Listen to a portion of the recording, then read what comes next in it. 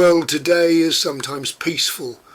Silent electric cars, sleek trains gliding on tracks. But rewind the clock a little, and the air of towns and even the countryside was thick with the rumble of a different kind of revolution. This is the story of iron, fire and the age of steam. For over 2 centuries this powerful force chugged, hissed and roared its way across Britain, and not just on steel tracks, shaping the very land we live on. Head out of the big city and onto the village green and you'd find steam at play, not just at work. The fairgrounds, those glorious temples of fun and frivolity, were powered by the very same fire and water. The steam traction engine, with its gleaming brass and thundering flywheel, was the heart of the fair. It powered the carousels, making wooden horses gallop in eternal circles. Later, it provided electricity for the dodgem cars, and it drove the magnificent fairground organs. It was steam with a smile, a more whimsical, glowing side to the industrial powerhouse.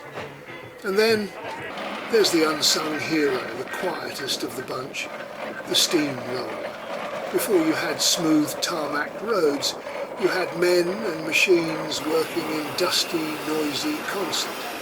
The steamroller, a heavy, patient giant, would lumber along, flattening the earth and laying the foundations for the modern road network. Its slow, methodical work was the less glamorous side of steam, but without it, our world would have been a very different place. It was the road builder, the rumbling architect that transformed rural trackways into real roads, working tirelessly so that cars and lorries could one day take their place. But the real workhorse was the traction engine, the jack of all trades that kept Britain moving long before the internal combustion engine took over. These magnificent machines weren't just for fun. They were the backbone of rural life. They'd rumble into fields, powering threshing machines and ploughs, replacing teams of horses and revolutionising farming. They were also the heavy hauliers of their day, pulling everything from logs and stone to brewery barrels along country roads. They were tough, reliable and utterly essential, the mobile power plant that drove an era. But the story isn't over, not by a long shot, because even today you can hear that thunderous roar.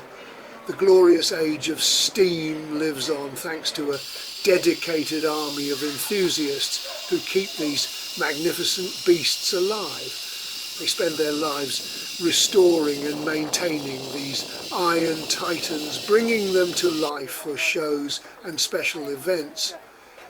Every year around this time they gather at Blist's Hill Victorian town. The sight and sound of those engines, polished to perfection and puffing their smoky hearts out, is a thing to behold. It's a living, breathing history lesson, all thanks to their passion. So, don't just think of these machines as relics from a bygone era. They're the very foundation our modern world was built on. They flattened our roads, powered our fun, and drove an entire revolution. And thanks to a dedicated few, their roar isn't just an echo from the past. It's a living, breathing testament to an age of fire and iron, a glorious age that, in many ways, never truly left.